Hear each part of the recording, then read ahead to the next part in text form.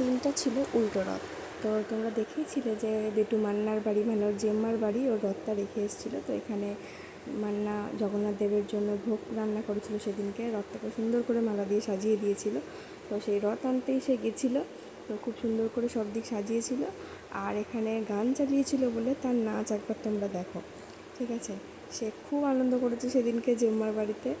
তো মানে খুবই আনন্দ পেয়েছে। এমনিতেই তো জগন্নাথ ওর বড্ড প্রিয় একজন, তো খুব আনন্দ করেছে।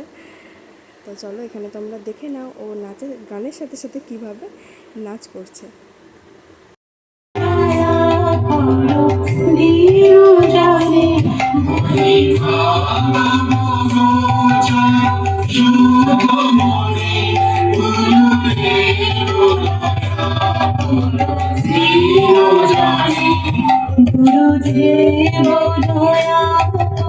করো, নাচটা করো।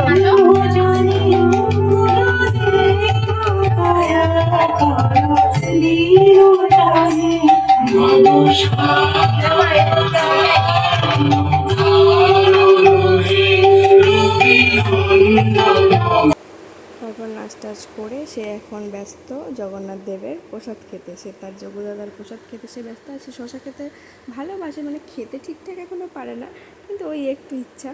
তো এখানে সে জগন্নাথ দেবের থালা থেকে প্রসাদ তুলে নিজেই খাচ্ছে। তারপর আবার মান্নাটাকে একটা মালা পরিয়ে দিয়েছে, তো সেই মালা পরে আবার একটু প্রসাদ খেতে খেতে সে নাচ করলো। মানে সে আলাদাই আনন্দে সেদিনকে ছিল।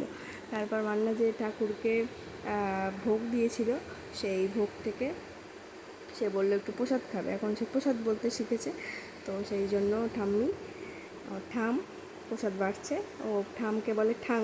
তো চলো এখানে এই যে ও নিয়ে বসেছি একটু রাইস, আলু ভাজা আর কুমড়ো ভাজা, কারণ ঝাল তরকারিও তো খেতে পারে না। তো এখানে সে খেয়েছে একটুখানি অল্প করে প্রসাদ। পুরো যেটুকু দেখালাম ওইটুকুও পুরো শেষ করতে পারেনি, তো এক দুই চারবারই মুখে দিয়েছে। আর এখানে দেখে নাও মান্না কী কী ভোগের জন্য আয়োজন করেছিল। তো ভিডিওটা কেমন লাগলো অবশ্যই জানিও। আজকের মতো টাটা, দেখা হচ্ছে নেক্সট কোনো ভিডিওতে।